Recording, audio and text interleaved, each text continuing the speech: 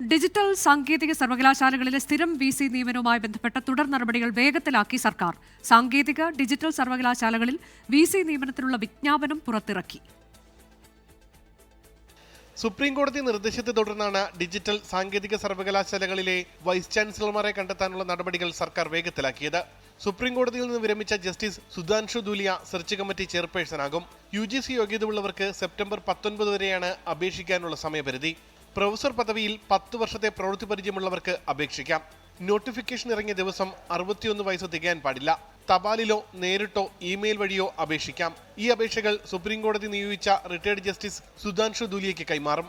സർക്കാരും ഗവർണറും നൽകിയ പാനലിൽ നിന്ന് 2 പേരെ വീതം ഉൾപ്പെടുത്തി അദ്ദേഹം സെർച്ച് കമ്മിറ്റി രൂപീകരിക്കും. സർക്കാർ നൽകുന്ന അപേക്ഷകൾ പരിശോധിച്ച് സെർച്ച് കമ്മിറ്റി പാനൽ തയ്യാറാക്കി മുഖ്യമന്ത്രിക്ക് കൈമാറും. അതിൽ മുഖ്യമന്ത്രി നിർദ്ദേശിക്കുന്ന മുൻഗണനാക്രമം ഗവർണർ അംഗീകരിക്കണമെന്നാണ് സുപ്രീം കോടതിയുടെ ഉത്തരവ്. K. ശിവപ്രസാദിനെയും ഡോക്ടർ സിസ തോമസിനെയും വീണ്ടും താൽക്കാലിക VC-മാരെ നിയമിച്ചതിനെതിരെ സംസ്ഥാന സർക്കാർ സുപ്രീം കോടതിയെ സമീപിച്ചിരുന്നു. ഇതേ തുടർന്നാണ് സുപ്രീം കോടതിയുടെ ഉത്തരവ്. 24 തിരുവനന്തപുരം.